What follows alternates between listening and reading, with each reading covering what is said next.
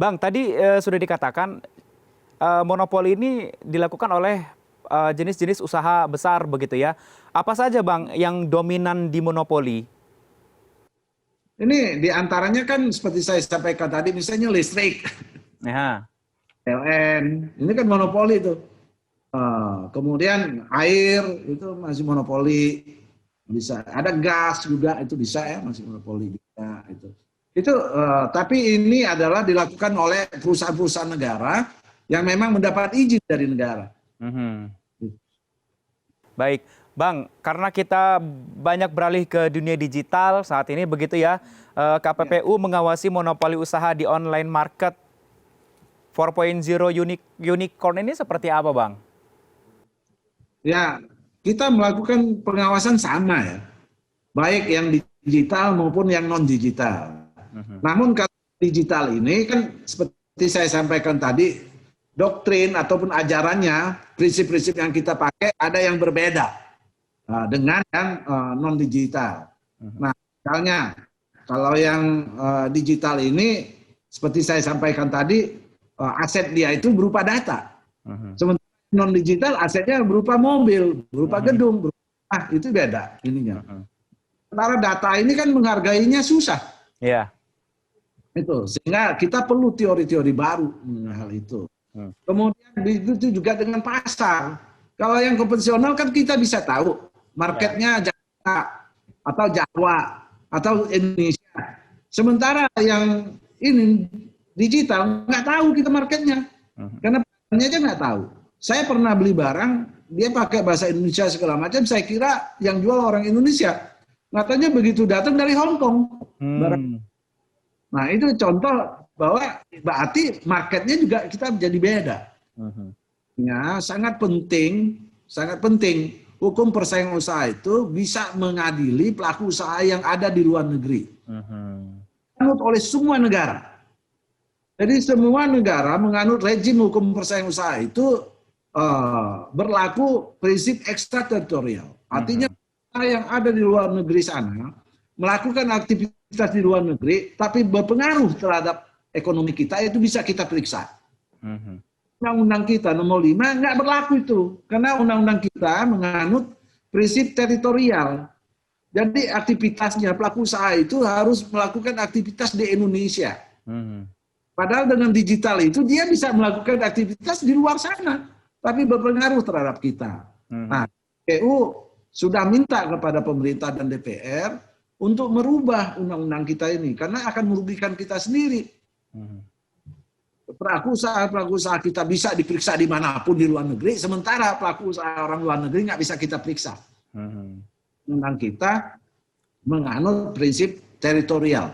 Hanya kegiatan yang dilakukan di Indonesia saja yang bisa diperiksa oleh KPPU. Baik. Nah, ini beda dengan negara lain. Gitu. Tadi selalu berbicara mengenai masalah pengaduan. Kira-kira bisa kemana Bang kalau teman-teman para pelaku usaha bisnis ini mau melakukan pengaduannya Bang? Nah, kalau mereka kan bisa lapor lewat surat, bisa ya, laporkan ke KPPU ya. Itu tinggal buka Google ketahuan tuh ininya. Alamat KPPU tuh Jalan Institut Juanda nomor 36 misalnya kan, Jakarta itu. Atau bisa juga lewat email ya. Lewat email bisa gitu. Kita ada emailnya, ada juga Facebook, ada Instagram, macam-macam. Itu bisa website juga ada. Jadi itu sangat terbuka dan bahkan pelaku usaha bisa lapor langsung ke saya, itu bisa. Nomor HP saya biasanya saya kasih tahu ke ini ya, ke masyarakat, itu mereka bisa lapor itu 085 83 kali 700 799. Jadi masyarakat bisa lapor langsung ke saya. Itu tentu nanti di follow up oleh ini bagian pelaporan.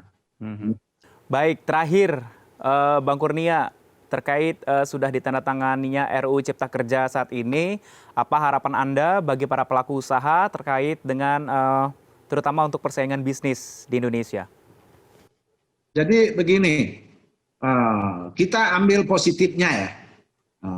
Jadi terlepas dari kontroversi mengenai substansi undang-undang ini, karena undang-undang ini sangat banyak sekali substansinya. itu undang-undang yang berubah. Ini saya belum bisa membaca semuanya. Yang jelas kita lihat tujuannya.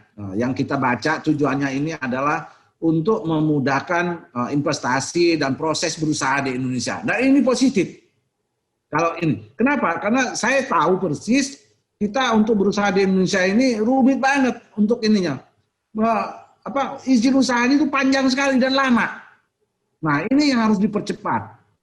Nah, mudah-mudahan dengan Undang-Undang Cipta Kerja ini yang akan tercapai. Pelaku usaha yang ingin melakukan aktivitas di Indonesia nggak ruwet, nggak makan waktu lama dan tidak biaya mahal. Karena kalau makan waktu lama, banyak biayanya, maka pelaku usaha ini cost-nya akan mahal.